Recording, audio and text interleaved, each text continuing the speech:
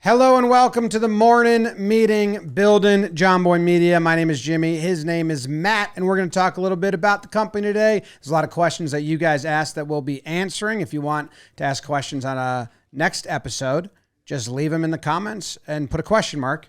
So when I sort through, we can say questions, and then that works. Okay, little music, and then we're going to go.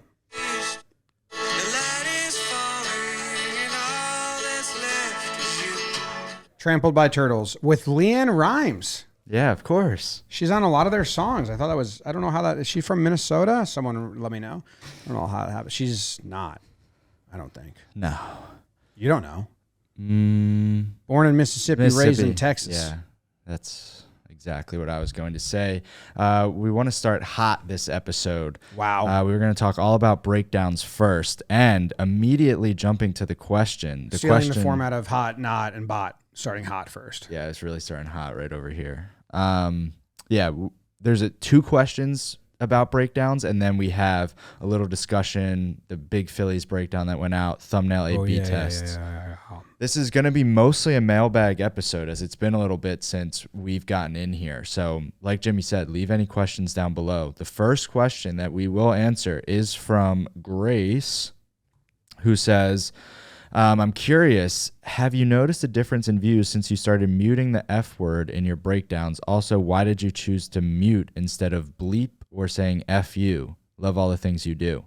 Thank you for leaving the question. I think this is more of a general conversation here of the reasoning behind muting them. And also, sure, we can answer her question as well of have we seen any drop off in viewership? Yeah.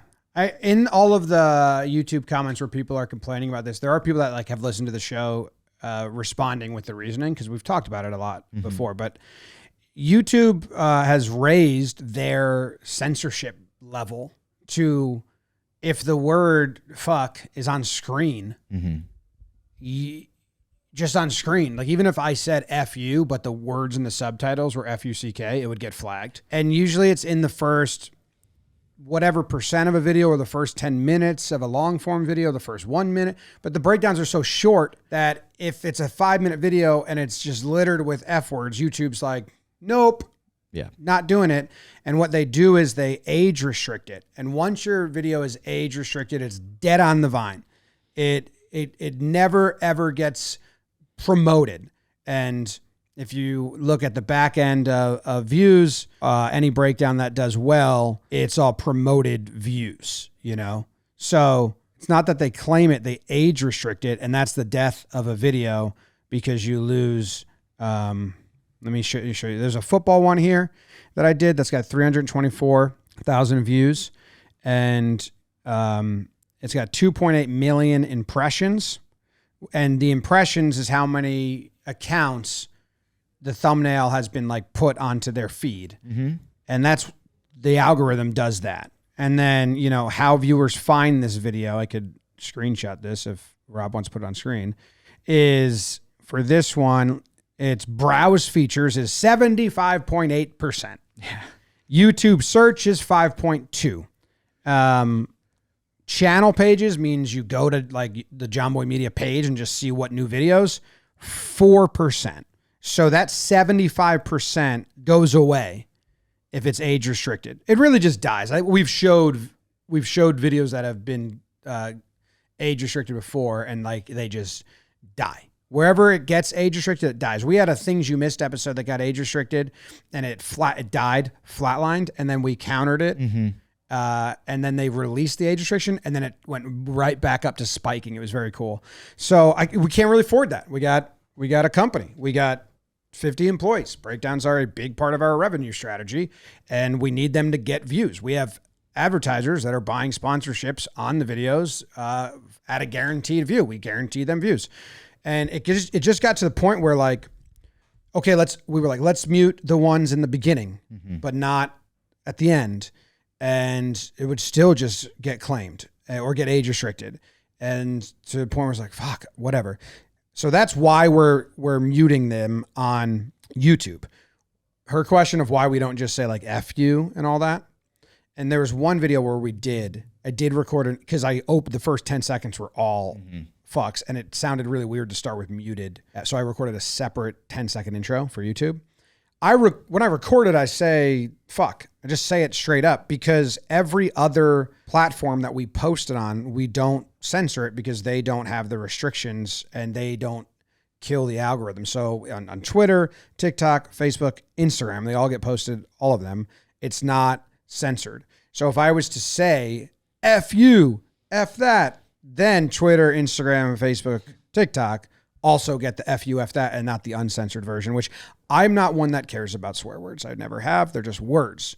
I really don't even get it, but it's not worth me sticking my flag in the ground and fighting YouTube when that's a big source of revenue for the company. So if you, and I think it's a great reminder of how multi-platform we are and how separate audiences are, that people on YouTube are like, I miss when they were uncensored. And that could be 50% of views when you would add up the other 4 platforms. So like they don't even know they go out on the other platforms. Like people really, they watch what they watch on that platform. They don't, there's not many people that are like, yeah, I consume the breakdowns on Twitter. I consume on YouTube. Like they just know the platform they found you and stick with. And the censored comments have kind of reminded me of that. Like, oh yeah, like some people that follow on YouTube don't even know that like we post them on Twitter. But yeah, if you're looking for the uncensored right now, they're everywhere. But it's a bummer. We're working on a project soon that we're announcing soon. We're supposed to tease it a little. Yeah, you're supposed to tease it a little later. You could do it now. What's the link? It's in here? No, it's not in here. Jomboymedia.com/sign up, I believe. Yeah. And we can post them there if you don't like all the other social platforms, and we can post the uncensored version there. I mean, it's really annoying to like do it. Sounds stupid. I don't think it really ruins the videos as much as people complain about. No. But also you can find it elsewhere. Yep. So that's why we are censoring them on YouTube, and that's why we are muting instead of bleeps are terrible. Bleeps are really annoying. I don't like bleeps at all. And I think YouTube picks up on that. I think they know bleeps. Yeah. Because they know that's a bad word. So it's kind of crazy.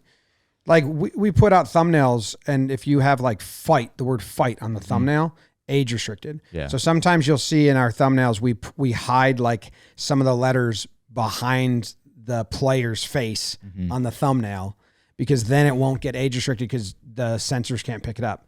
It's all this rigmarole. Really is, huh? Yeah, you did that on the Clothesline, that game in the Winter League. Oh, yeah. That was a good example. That just got like 5 million views on Instagram. Nice. That clip. Yeah, we just posted that up. Oh, yeah. Okay. I'll turn my computer. This was awesome when I did this. So this video right here, the A in Brawl, his foot is covering the A in Brawl. When I uploaded this and I had the A in Brawl above his foot, the YouTube censor was like, this is about a brawl. That's age restricted. Yeah. So, but when I put his foot over it, then they don't know what that word is. BR blank WL. Could be brow. Yeah, I mean, it honestly probably views it as 2 words. Yeah, honestly, the censor's probably gonna like figure that out soon. The algorithm, like, oh, you can't. There's no other word that's 5 letters in BR blank WL. I would think. Word starts with B, ends with L, 5 letters. Is it 5 letters? It is, but that's you gotta say BRWL. I mean, you're going to get bowl. No, there can't be that many 5-letter words that have those. BR. Ooh, Brumall is close. The WL, there's got to be nothing else that ends in W. None of these are words. None of these, befool, bacal, but none of these are words. Yeah, there's no other BR blank WL word. So they'll probably pick that up soon. We'll have to figure that one out. We will. But yeah, it's a dance. You know, YouTube is just a dance. You got it. And like, hey, if some people that are mad, and I get it. People hate sponsors and they hate everything, and they just get upset. They're like, you're already getting the sponsorship money. Who cares about YouTube? It's like, sponsorship money pays for views. And if I do, so then I lose that money. Yeah. So if it just flatlines. Not I, we, the company. It's like it goes to my pocket. Yeah. So Yeah. that's that.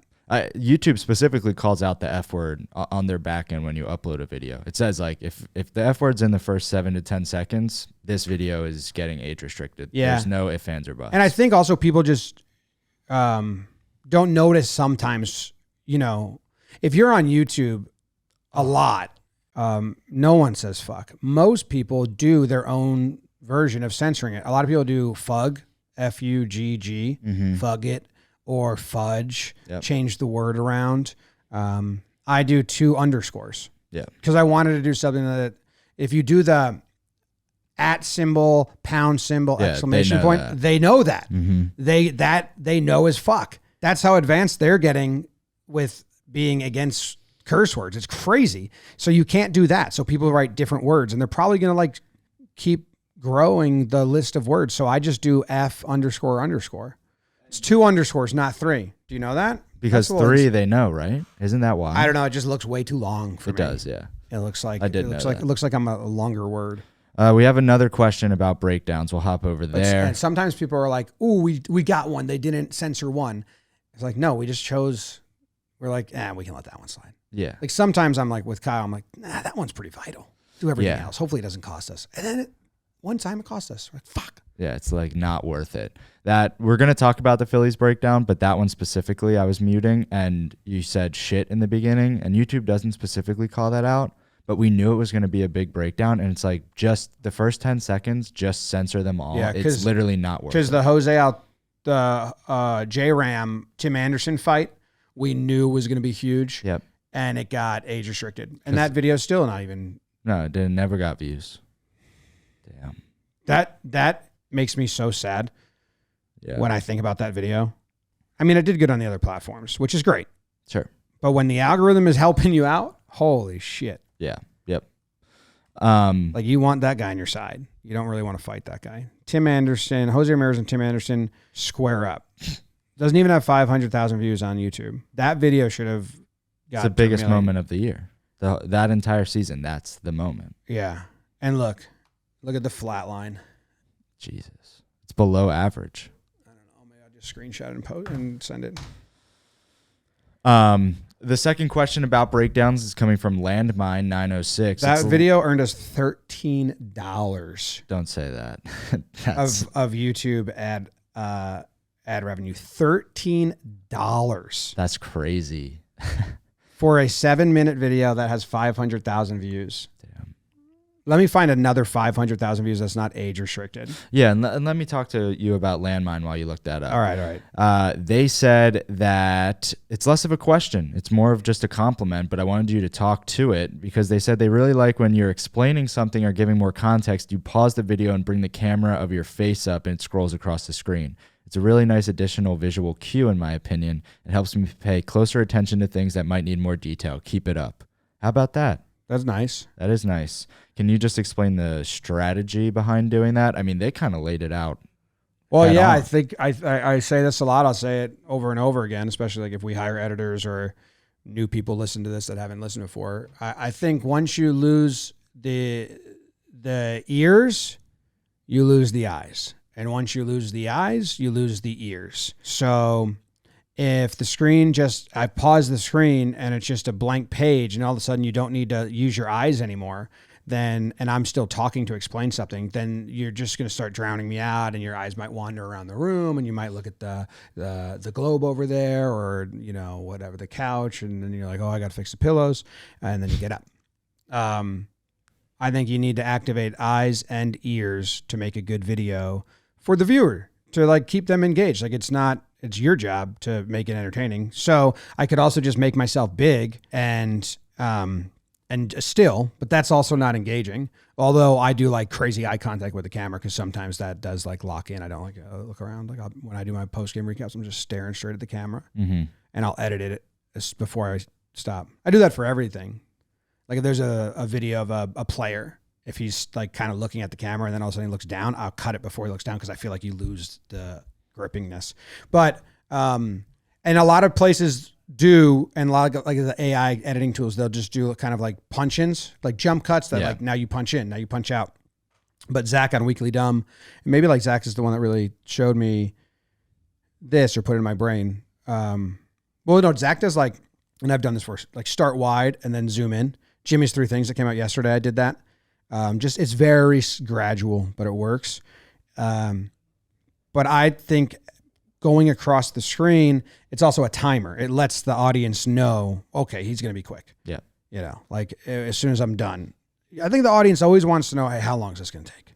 Yep. No, you hit the nail on the head. I think the funny part is, I think it was the Phillies breakdown. You went backwards, never before seen move. You were going across. And Wait, Zach told me he liked that. Yeah. Because I was talking, yeah. and then I was like, wait. Yeah. And I went back. So I played. I thought that was fun. Yeah. You know, I have what, because we missed morning last week, but I wanted to do a video that was a little different for the people. Sure. And I can still do it if people are interested. I'll send another picture I'm going to send to Rob Moretti. Here's the timeline of that Phillies breakdown on Premiere. And I was going to make a video, and it might be long, like 40 minutes, of me breaking down the sequence, the timeline in Premiere, which is the editing file, and all of what I do to every clip. But I can't do what I do to every clip because that would take like 4 hours. Yeah. But I thought that would be, I've always wanted to do that, like breaking down a Premiere sequence, like, hey, this is how I did this. This is some of the techniques I did and why I did it. So if people want that, I can still put it on. I won't delete the footage because usually when I'm done with a breakdown and it's published, I delete everything. I don't save any old files. That one I've still kept for this reason. So I can still do it if I find time. Love that. But who was the person that asked that question? Landmine. Thank you, Landmine. I very much enjoy when people notice some of those smaller things, and the community that watches, like there usually are people that always notice. Whenever I put captions and like a player walks in front of the captions, people notice it and love it. It's like a tiny thing. It's called bumping the lamp. Go check out that Roger Rabbit video. It's the best. That's the best video other than that Phillies breakdown that you did. We keep referencing it. We knew it was going to be big. And like you said, we didn't do an episode last week, so this might be a little out of date. But can you speak to your process of doing that video? It was a lengthier one. Yes. But a valuable one. Yeah. It was. I thought it was going to be a quick one. Right. Because I saw the replays of Castellanos yelling after getting hit and Bryce Harper coming from second base and yelling. And I read all their lips in first time. Mm-hmm. So I was like, oh shit. So I was up that night. Right. So I downloaded the footage. I got the footage myself. I started working on it. And I thought it was like going to be 2 minutes. Just read their lips. Sometimes being quicker allows you to be less thorough. Because if you just get in that hype, you don't need to crush all the context and all the tiny little things. But as I was piecing it together, I kept noticing more. First I noticed the very first play, it hits the umpire and then it stays in. It's not part of the rest of it. I'm like, that's people will enjoy seeing that. And then I noted, then there was a lot of really funny crowd shots. The broadcast did a lot of funny crowd shots. So I knew, I was like, okay, those take a little more time. And then I realized, I think they have a tell on this pitcher. Mm-hmm. So I was like, this is not going to be a short one. Yeah. And I was figuring out what they had on the pitcher, which takes a little bit. Just I thought he was tipping his pitches and they were all over him, which led to the frustration. So at 1:30 in the morning, I was like, stop, because I'm not going to get this done. There's so much more to do here. So I paused at 1:30, went to sleep, woke up at 5:30 or probably 6 with the kids, and came into the office and worked on that until I left the office. So I got in the office at 9 and I started working on the train. So we started working on the train, 8:14 train. What day of the week was that? Tuesday? Yes. No, Wednesday. Yeah. Okay. It could have been Tuesday. Wasn't last Wednesday. We were at Blitzball Battle. Well, it wasn't last Tuesday either because we did upfront. Monday? No, this was a week before. This is a week before, guys. We're so far away. 13 days ago. This isn't even important. 13 days ago was Thursday. No, that doesn't make sense. This is not important, but now I can't figure it. When did I make this? It had to be a Wednesday. Yeah, it was a Wednesday because I canceled all Jomboy Jake TV filming. Yeah. It's a Wednesday, which makes sense. So so Wednesday I dropped Claire off at school. She's awesome. Very cute outfit today. I'll show you. And then I got in here. So I took the 8:14 train, started working on it on the train, got into the office, get in the office at like 9:20, sat down in this seat and worked on it at 2:00. I had the edit done. Yes. At 2:00, I had the edit done. So whatever that is, Yep. 8 to 2 is this many hours, 6 maybe, who knows? Plus like the 3 from the night before. Yeah, it was like 9 hours at that point because I was also tweeting at it. And then I recorded the voiceover, and then I had all the footage, and I just needed to sync the voiceover with the footage, make sure and get all the fuck ups out. And then I put the footage in, and the audio didn't record. Yes. And I was on the biggest adrenaline high. Yeah. Which is so fun when I get that because I still love making them when they're like fun and I'm like into it and like this is awesome. And then I was lack of sleep, and when the audio didn't record and I had to re-record the whole thing, which is like, a 30-minute session of recording, maybe 20-minute session of recording. I just deflated like crazy. I was so mad and grumpy. And then to like get back up for like the voiceover. So I had to re-record it, which is probably better. Do it twice. You iron some kinks out.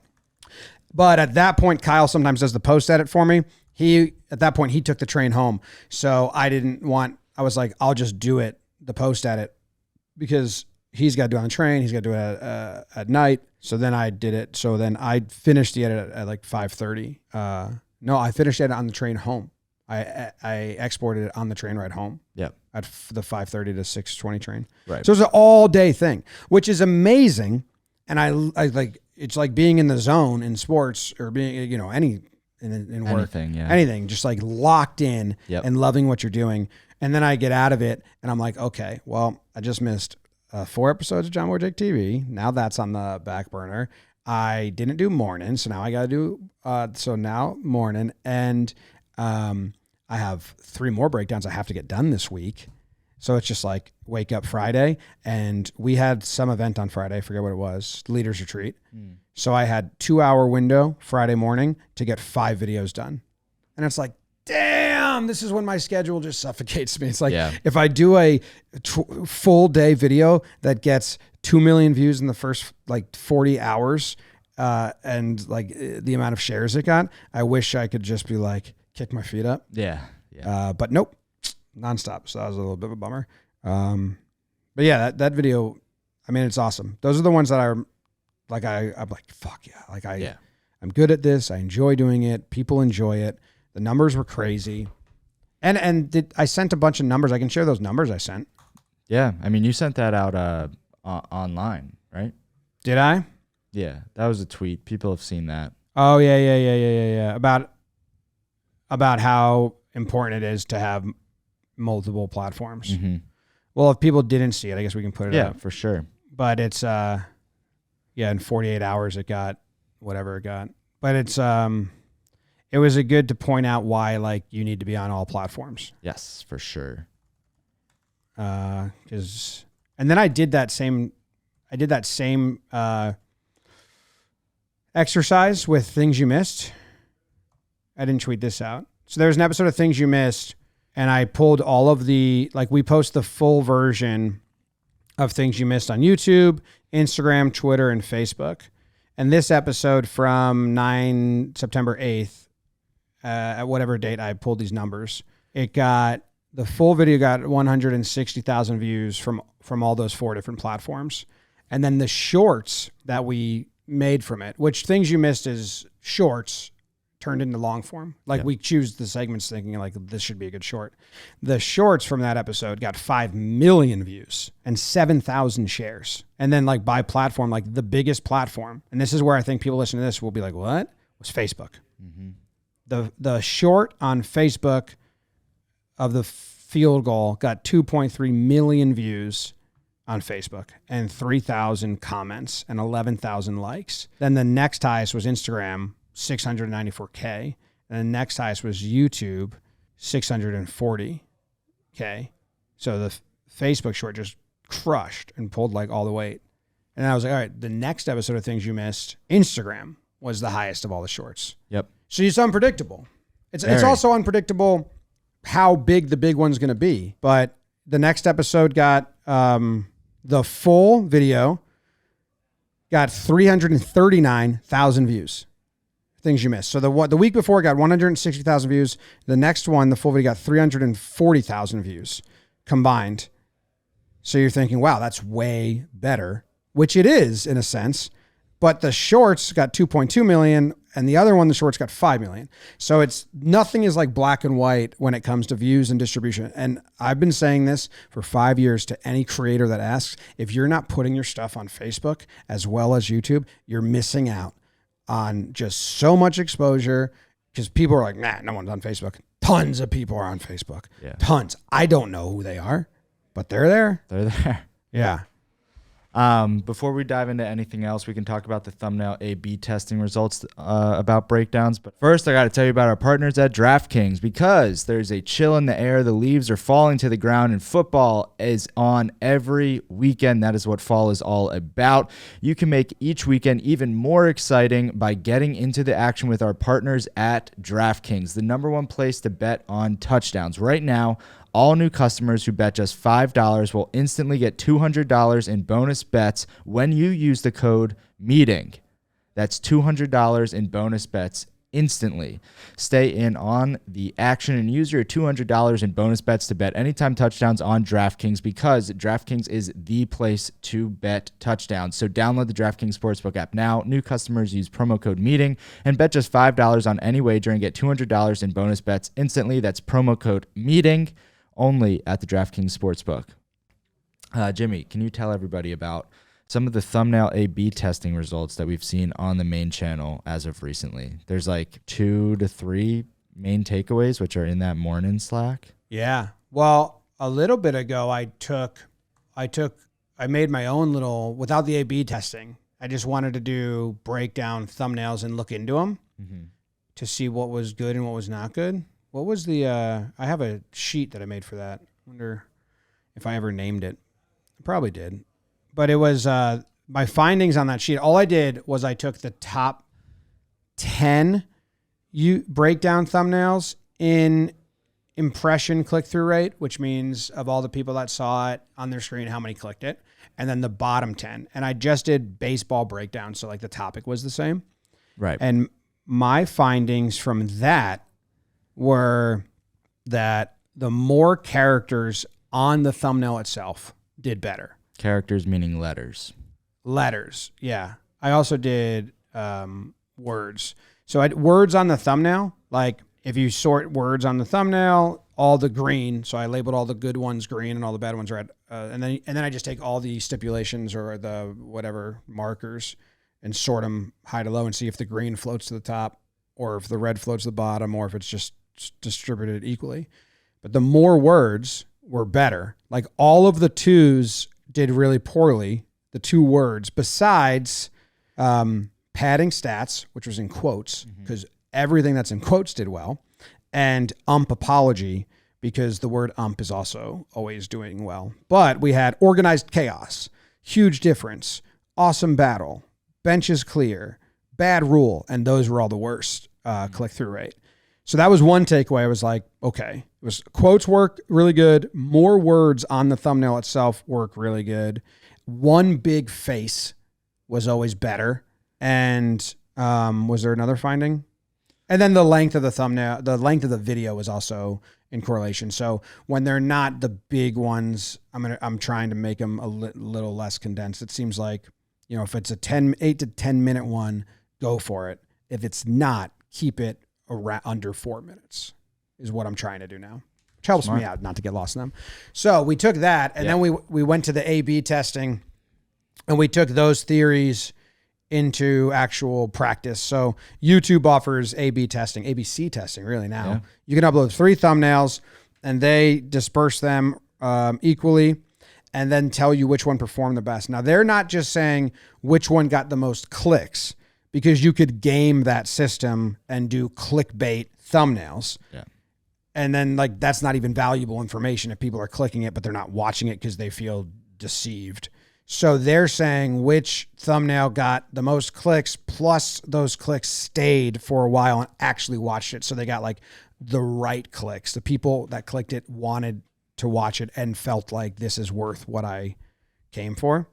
So we kind of like did a lot of this. We did the first couple times we did it, there was like less words. Like the first one, the Bryce Harper one, you made one that said, "Are you serious?" Mm-hmm. And then I said, do another one that says, "Are you serious? We don't do that," which is way more of a hook because the audience is going to think, do what? Mm-hmm. And we put it in quotes.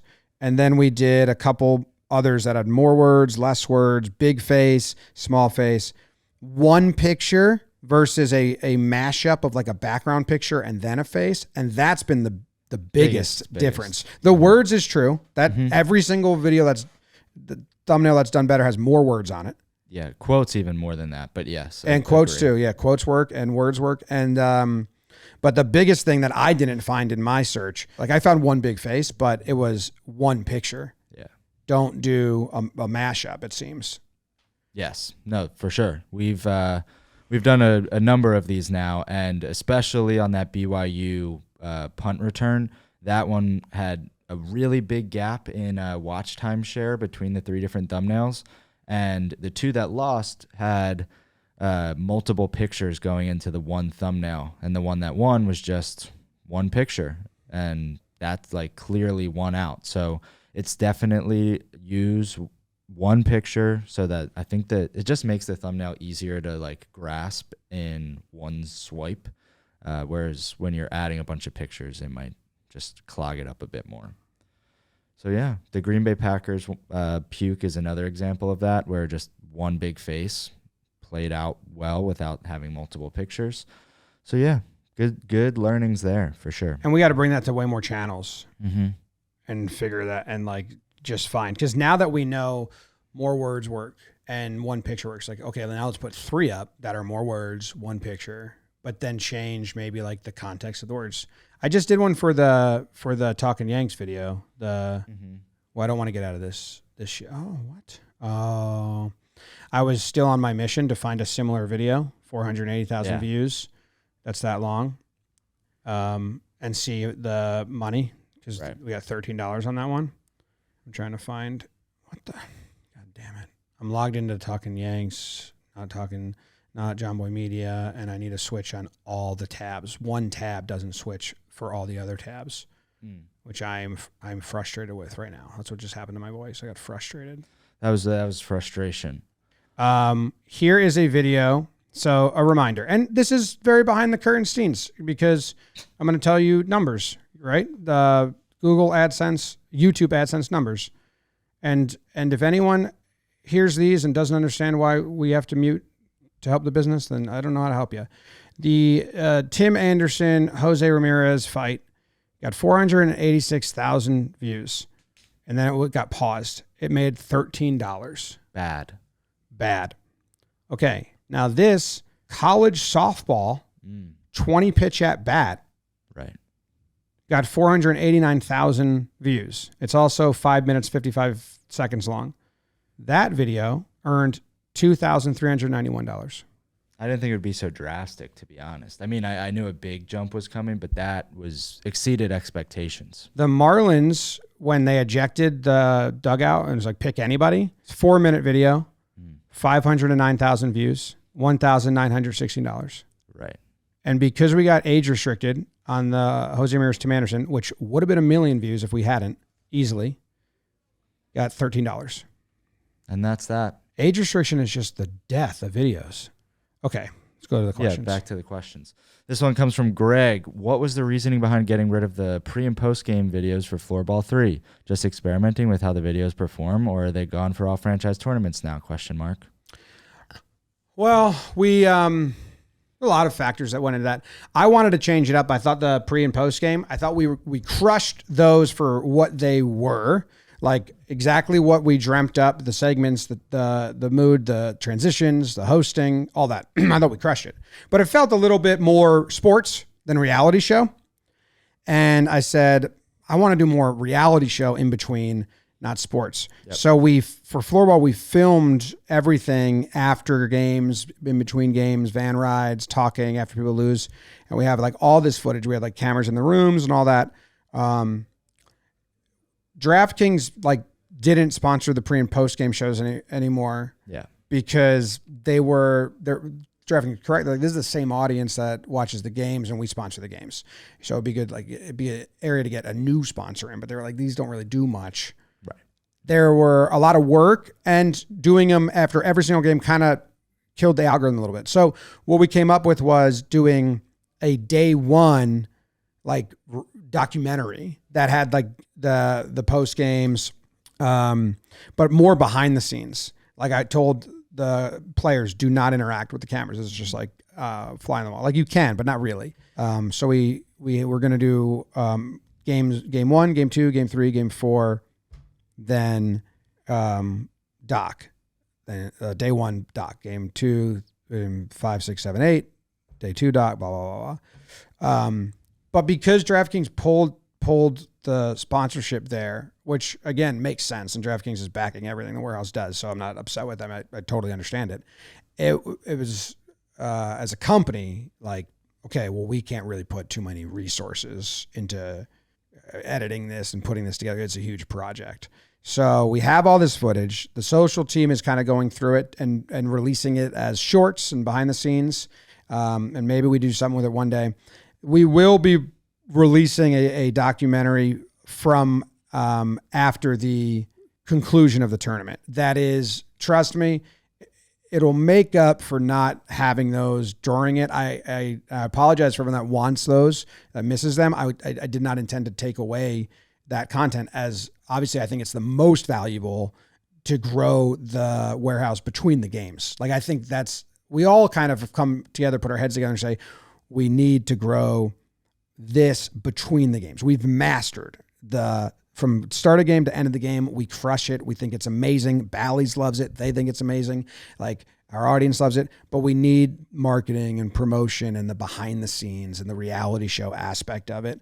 And we all agree. So we're planning on doing more, but we're not doing a day 1 through 3 doc, right? No. So just after the championship game, day 4, but socials has all that footage, and there's good stuff from it that will be coming out as shorts and reels. So follow all the social medias, like the Instagram, the TikTok, YouTube shorts.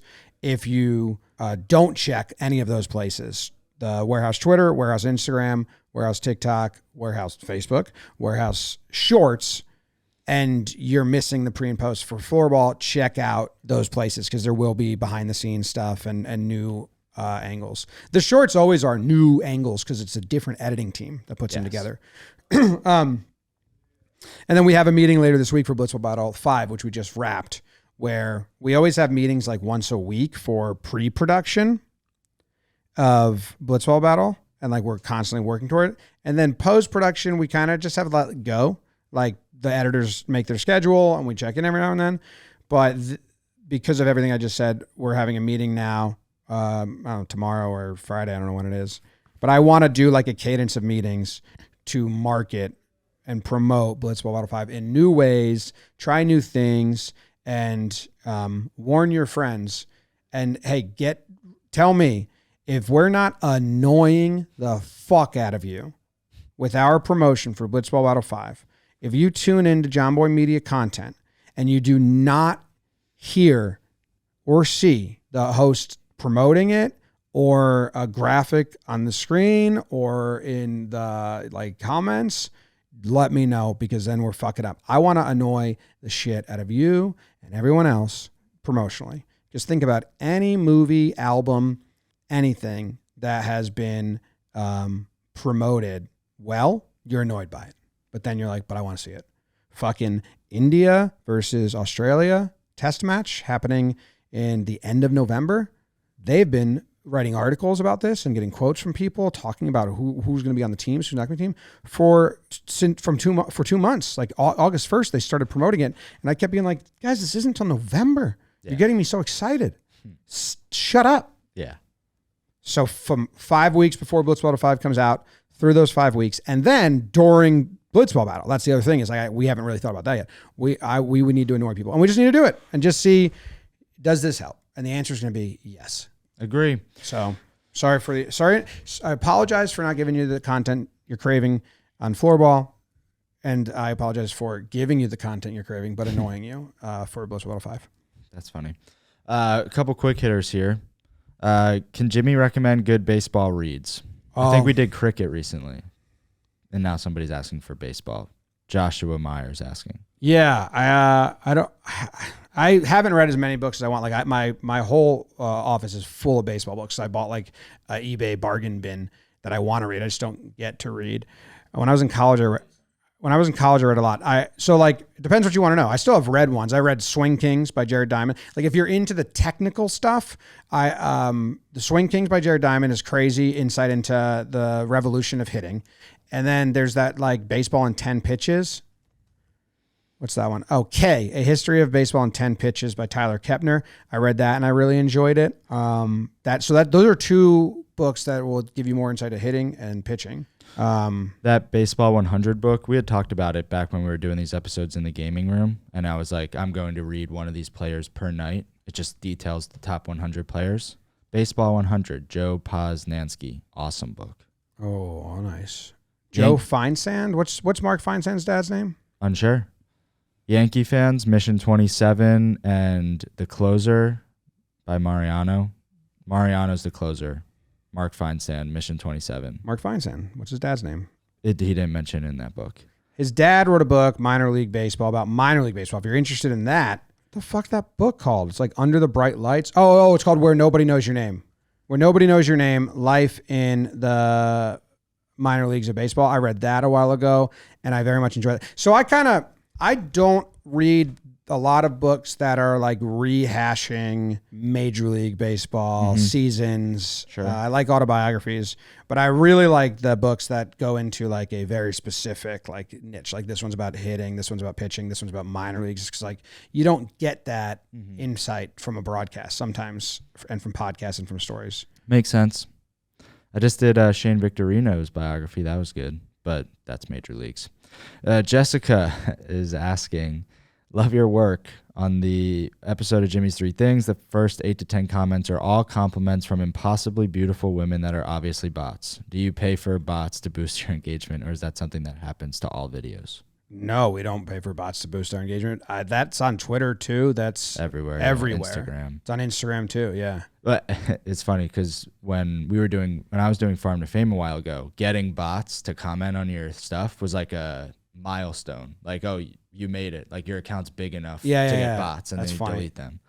But no, we obviously are not paying for bot engagement. That's just natural. Once the bot, whoever's making these bots, once they deem your channel, depending on what platform, to be big enough for that. Yeah. It's kind of annoying. There was a bot comment that made me laugh. I want to find this. I hearted it, which is funny. And then someone like wrote like hearting a bot comment, LOL. So I don't know if they're like in on the joke or not. Right. But I think they were in on the joke because it was funny. You guys need to moderators. This is Alice Yabi, who's she's everywhere and a big community member. She said, you guys need to get moderators to delete bot comments. I think it reduces algorithmic reach because 1, YouTube may be flagging it as artificial interaction. 2, you get less interaction because really don't want to do it in the comment section with the barren ass vibe bots. I don't know how to do. I don't know how to do that. Moderating it would not be worth anyone's time. Right? Agree. Yeah. Moderating comments is, you have like auto moderation filters, like, hey, these words and that, but yeah, having someone moderate YouTube comments would be the big waste of resources and time. I can ask another question while you're looking for that comment. No, that's all right. I gave up. I don't know. Yeah, I gave up. Whoa. Quick break from the episode to tell you about our friends at Superlost Coffee, a brand that was founded here in NYC by 2 friends who wanted to make better coffee for both coffee drinkers and coffee farmers. Superlost coffee subscription program is all about giving you the best coffee experience without the hassle, and they are the presenting sponsor here on the morning meeting. So big shout out to Superlost. Go and support them. They have a wide variety of freshly roasted specialty coffee delivered straight to your door with 30% off all of the coffee and free shipping. Their self-service platform gives you full control. If you want to try a new roast, swap it out with a click. Need to pause, done. It's all in your hands. Super simple, straight from home, all brewed locally in Brooklyn with free nationwide shipping with no minimums. So head over to superlost.com and use code Jomboy for 30% off your Superlost order. That's SUPERLOST.com, promo code Jomboy. Back to the episode. This one's from Jackson. Do you guys get paid for views on old videos? I love watching old breakdowns, and I was wondering if they still profit and will continue to in the future. Not really, no. Let's see. I'll go into the analytics. You're answering a different question. Substantially, no, but yes, every view still makes money. Yeah, but less. Sure. So let's see. Last 28 days, I want to find a video. I want to find a video that's old, that is like in the top whatever. Do you know what I'm saying? Mm-hmm. How would I even find this? 2022, batter gets clotheslined after hitting his third homer. That's look at that. The one we were talking about with the brawl. Yeah. Okay, so overall, this video in its lifetime has 3.4 million views, and over its lifetime made $2,000 YouTube AdSense. I think Corny's gonna be mad at me just saying these numbers. I don't know. Me neither. And in the last 28 days, it got 45,000 views and has made $200. So that one's kind of doing well. Yeah, I think that anytime you watch a video, it'll pay you the same CPM, regardless of how old. So it's just how many views you get. But it's just the AdSense. So like we make direct sales. It's not like we go when SeatGeek buys a video, they're just buying the views it gets in the first 30 days. Yep. That's like what we're guaranteeing. They don't care about the lifeline after that. But yeah, you can make some. I guess a more interesting thing to do would be to filter by condition. Text does not contain 2024, and now total the money we've made from videos not from this year. That would be a better way to do this exercise, right? Well, so that one made $200. The next is 50. This is kind of interesting because how many videos have gotten views? But I'm excited about what I'm about to learn because I've never done this, and they sparked my interest in learning it. All right, 257 videos on the main channel. That includes shorts, but not that many. Have gotten views in this year that were not from this year. Okay. And the sum of money we've made from those on YouTube AdSense is $2,000. So it's money, but that's not enough to do anything with. Yeah, no, As but far I as mean, the company goes. But yeah, it's money. money. The CPM is still consistent regardless of when the post date is. It's just, those will naturally get less views. The average is $8. Yeah, of course. Per video, not from now. Let's keep going here. We will wrap up with 4 of these. Here we go. 82,000 views is the most. But you know what? We posted that in November. So, this was the last 28 days. Yeah. Should have done like in 2024 to do that exercise better. But those videos, the way Ryan's doing on my Instagram, are crushing. Yeah. Just resourcing old stuff. So there is value to the old videos. For sure. Kira's dad commented, would you ever do a video explaining all of the current stats that are used in MLB? I get lost with WAR and so on, maybe during the off season. Probably not. Okay. Sorry, Kira's dad. Because there's too many. And there's too many people out there that would just have such annoying reactions. Fair enough. WAR is a stat that everyone just loves, but no one fully understands. Nobody understands. And there's F WAR, which is Fangraphs WAR, which is more predictive. Like if you're like getting a free agent, you would look at F WAR because that's more expected results and like what should have happened in a way. And then there's B WAR, that's baseball reference WAR, which is more what happened, more results based. And also B WAR like loves shortstops. If you're a shortstop and you have a hand and a glove, they like that's bonus right away. Mm-hmm. So I don't know. I don't even really like WAR. Yeah. I don't like people will get upset about that, but I don't really like WAR, and I don't like one single stat at all. Like I think it's silly we tried to make one. Right. Sure. This is a funny one coming in from Christian. What does referee Kevin even do at Jomboy? Kev is a crucial member of the social team. Yeah. So if you follow any of our accounts, Kev's on those. He's making clips of shows and post them, covering, taking a shift, doing games and all that. And when he is reffing, it's more clock management because it's still a broadcast. Ref Dan is a real ref. So sometimes like TV timeouts, pausing for tech. Hey, just review that anyway. Banter with the players, talk shit. Like Ref Dan's not engaging in all of that. And Kev is a very hilarious element. Although I heard he wanted to retire yesterday. Wow. Maybe he will. Yeah. All right. We can wrap up with this one. We've been going for a bit here.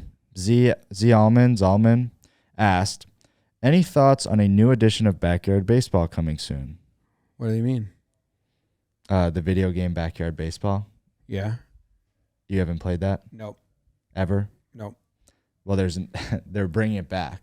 They stopped for almost 20 years. Pablo Sanchez? Yeah. Is he a player in that? He is, yeah. I just know that because people used to say Gary looked like him. That's disagree, but people would say that. You pull up a picture of Pablo. He doesn't look like him. I think it was a meme. I think this is just a last name ordeal. Maybe it was a last name ordeal. Maybe I'm thinking of another one. I never played Backyard Baseball. I don't really know what that is. It was like a PC game, right? Yeah. Yeah, I'm not cool. Played. Okay. If you consider PC games cool, which might be, I wasn't one of those kids. Okay, now, I had a dream last night. This is end of the episode material, so if you've made it this far. I played a lot of Snood at my grandma's house. Sure. That's a good one. Never heard of it. It's like another version of Brick Breaker, but cooler. Okay, fine. Now, yeah, this dream. I don't know why. I asked you this question and you got upset with me. So hopefully that's not reality. But in the dream? Yeah. Wow. Yeah. Okay. Yeah. I have 5 backyard baseball players in this bottom of this sheet that I thought there might be a chance you've never played. Okay. And if you're open to it, because in my dream you were not, you can blind rank these players going in the order that they're in the sheet. Okay. Well, first we got Ernie Steele. Wait. You have to intro it. Say, I'm blind ranking. Okay. All right. I'm blind ranking backyard baseball players because I never played, nor am I familiar with any of this. Okay. So Ernie Steele, hat doesn't fit. Birthday, April 21st. Everyone loves Ernie because he is so silly and a good ball player, too. You'd want to switch the order of those. With great catching and a decent arm, Ernie is a great choice for second or third base. Maybe second base because he's not fast and he can't hit. I need more pop at third. How many are blind right 5. He's 4. Okay, great. Keisha Phillips. Hat fits properly. Ears wildly low. Ears under smile. Never seen that. Also an April birthday. She's a neighborhood clown, but she takes her baseball pretty serious. I'd like to reverse the order again. Her speed and coordination make her a logical choice for the outfield. Sure, she sounds like fielding's only a 3 out of 4, so I'm not going to put her in center. Sounds like a corner outfielder. I'm going to put her at 2. Okay. Oh, no. This guy's drooping. Pete Wheeler. Melting on the field. No way. Where does it say that? Or you just made that up? Oh, just looking at him. Yeah, he looks sleepy here. Looks like he hates the sun. He's melting. His nickname is Wheelie. October 13th. Nice birthday. Point Pete in the right direction and tell him to run. No one will catch him. That's true. I mean, in the and his game. mighty swing is legendary. If he makes contact, that is. Okay. Maybe he's the center fielder then. I have him 3. Okay. So I'm searching for 1 and 5 in the next 2. Yeah. Pablo Sanchez got to be number 1, right? It's the only name I've ever heard in my life. No way. Here's 5. Got playing with pens in his pocket. Yeah, it's a bad choice. Dmitry Petrovich. His nickname is Paste. Tough birthday. Solid player, doesn't make many mistakes. He has the best baseball card collection in town. And he brought his slide rule. He's my first baseman, and he's 5th on the list. And he's just going to annoy the other team anytime they get the first, that they don't want to do it anymore. They just want to get out. And then Pablo, so this is number 1. I feel like I did a pretty good job. You did a very good job, yeah. Nickname Secret Weapon, kind of a counterintuitive nickname. He does not speak any English, it seems. Why is that necessary? This is an old game. But he knows the language of baseball and knows it well. Simply put, this kid is good. Yeah. Okay, he's my number 1. Nice, yeah. I think that if you did this not blind, you probably would have just ended up in the same order. So that was pretty good. I know my guys. Yeah. And gal. All right. That's the episode. Thank you guys. Appreciate you. Goodbye.